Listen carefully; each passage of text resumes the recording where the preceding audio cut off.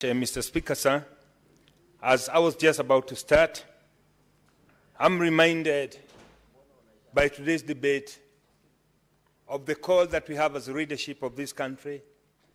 And I would want, Mr. Speaker, sir, to start by thanking two people. One, Mr. Speaker, sir, I want to start by thanking one Raila Amolo Odinga. His ability over the years to bend backwards, to put this country forward, Mr. Speaker, has been a challenge to many of us.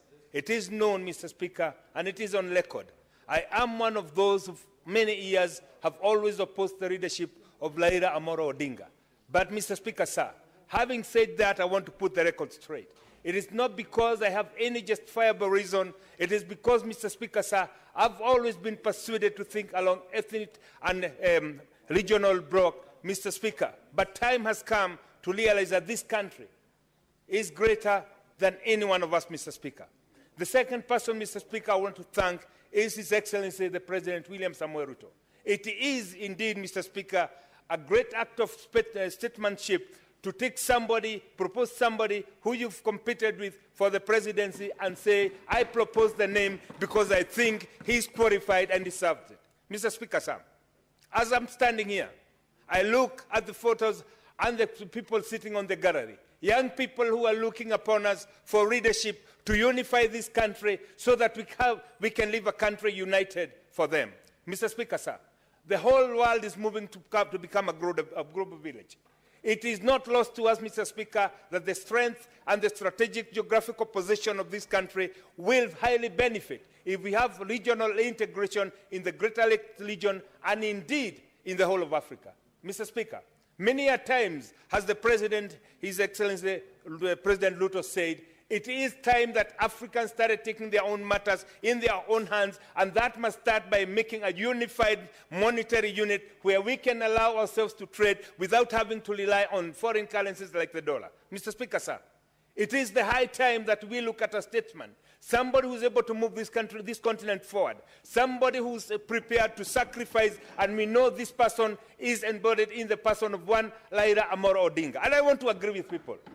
Mr. Speaker, sir, the losing of Raila Amolo Odinga is not a loss to himself, it is a loss to this country, it is a loss to the whole of Africa indeed. Mr. Speaker, history will judge us unfairly, as some of us have withdrawn to sectionalism, some of us have withdrawn to tribal cocoons and trying to champion their tribe's beliefs without telling the world the truth. There is no one tribe that can survive on their own. Mr. Speaker, sir, many have touted Usuguze Mulima. What is most unfortunate is that the Mulima, in its homogeneity, in the product that they produce, in the coffee, milk, and tea, we are not able to consume that. Our potential lies in the regional integration, not only the Mulima region, the whole of Kenya, but even extending this to beyond Africa. Mr. Speaker, sir, this is why I'm standing here as a proud Kenyan, to say that yes, Kenyans have realized that we have a potential as a country when we integrate everybody into the leadership of this nation. Mr. Speaker, sir, indeed unfortunate that some few people, for their own selfish reason, chose to celebrate the failure of one Raila Amolo Odinga because they believe that their political future lies in Baba joining hands with them. I want to tell them, oh, unto them, Mr. Speaker, we have woken up and we're no longer going to do tribal politics to befit one person. Mr. Speaker, sir, show me your friends, I'll tell you who you are. I've heard some people, my colleagues, without wanting to discuss them or name them, saying that they be removed from the chairmanship of committees. I would want to challenge them. Tell your community, as you are the chairman, what did you do for your community? Mr. Speaker, sir, it is high time that we must rise and be counted like Kenyans who look at the issues of this country not as a tribal approach, but rather a holistic approach that takes care of political and moral obligation that we have to this young generation. Mr. Speaker, sir, I have decided to face the reality as it is.